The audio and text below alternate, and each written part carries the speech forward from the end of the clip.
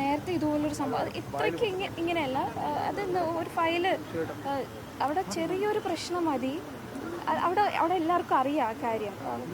Sir ഭയങ്കര short term word, അപ്പോൾ അതിൽ ചെയ്യുന്നതാണ്. ഇതും അങ്ങനെ പറ്റിയതാണ്. സാറ് നിൽക്കുക, ഞാൻ ആ ജൂനിയറിനോട്, അതായത് എനിക്ക് സീനിയറാണ്, സാറിൻ്റെ ജൂനിയർ, ഞാനിങ്ങനെ സംസാരിച്ചു. അതുകൊണ്ടാണ് ആ പ്രൊവോക്കേഷനിൽ തന്നതാണ്. പോലീസ് കേസ് രജിസ്റ്റർ ചെയ്തിട്ടുണ്ടെന്ന് പറഞ്ഞു. പിന്നെ ഇപ്പോൾ ബാക്കി മറ്റ് നടപടികൾ, ശ്യാമിലിയുടെ നടപടികൾ എങ്ങനെയാണ്? കുടുംബമായി ആലോചിച്ച് അസോസിയേഷൻ ഇമ്മീഡിയറ്റ് ആക്ഷൻ എടുത്തു, സസ്പെൻഡ് ചെയ്തു എന്ന് പറഞ്ഞു.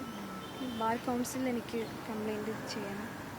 ഇതിപ്പോൾ സർക്കാർ സംവിധാനങ്ങൾ മറ്റുണ്ട്, വനിതാ കമ്മീഷനും മറ്റ് വനിതാ ശിശു വകുപ്പ് അടക്കമുണ്ട്. അപ്പോൾ അവരെ കൂടി സമീപിക്കാനുള്ളൊരു ആലോചനയുണ്ടോ? അതെ, ഉണ്ട്.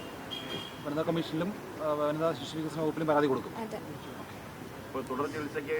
മെഡിക്കൽ കോളേജിലേക്ക് റെഫർ ചെയ്തു. പക്ഷേ ഞാനിപ്പോൾ ഡെലിവറി കഴിഞ്ഞ് 6 months ആയിട്ടേ ഉള്ളൂ. ഫീഡ് ചെയ്യുന്നുണ്ട്, കുഞ്ഞ് വീട്ടിലാണ്. അപ്പോൾ അതുകൊണ്ട് ഞാനിപ്പോൾ വീട്ടിലോട്ട് പോവാം. നാളെ മെഡിക്കൽ കോളേജിലോട്ട് ഫ്രാക്ചർ ഉണ്ടെന്നൊരു ഡൗട്ട് പറഞ്ഞിട്ടുണ്ടായിരുന്നു.